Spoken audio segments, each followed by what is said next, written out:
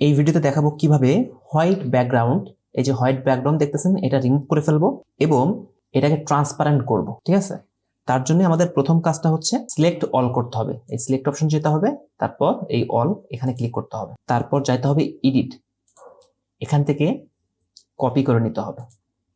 অর্থাৎ এই ইমেজটাকে আমরা কপি করে নিলাম, এখান থেকে নিউ লেয়ার নিতে হবে, আর এই যে ব্যাকগ্রাউন্ড আছে এটাকে আমরা ডিলিট করে ফেলি। তারপর এটার পরে আমরা ব্ল্যাক কালার দিয়ে দিব।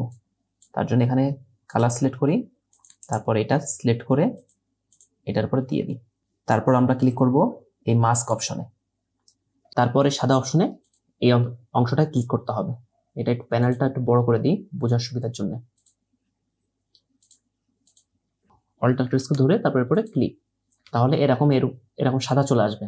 ঠিক আছে, তারপর আমরা যাব এডিটে, তারপর দেব পেস্ট, তাহলে এই যে ইমেজটা এই সাদা অংশের পরে চলে আসবে। ইমেজ অ্যাডজাস্টমেন্ট করব, তার জন্য ইমেজে যাব, অ্যাডজাস্টমেন্টে ক্লিক করব, তারপর ইনভার্ট এই অপশনে ক্লিক করব, তারপর ক্লিক করব এই ব্ল্যাক অংশটায়, তাহলে আমাদের ট্রান্সপারেন্ট ব্যাকগ্রাউন্ড হয়ে যাবে। তারপর ডিসিলেক্ট করার জন্য কন্ট্রোল+ডি প্রেস করব, তাহলে ডিসিলেক্ট হয়ে যাবে। এভাবে আপনারা যে কোনো ইমেজকে ট্রান্সপারেন্ট ব্যাকগ্রাউন্ড করে ফেলতে পারবেন খুব সহজেই। ধন্যবাদ ভিডিওটা দেখার জন্য। পরবর্তী ভিডিওর জন্য এই চ্যানেলটাকে সাবস্ক্রাইব করে রাখেন।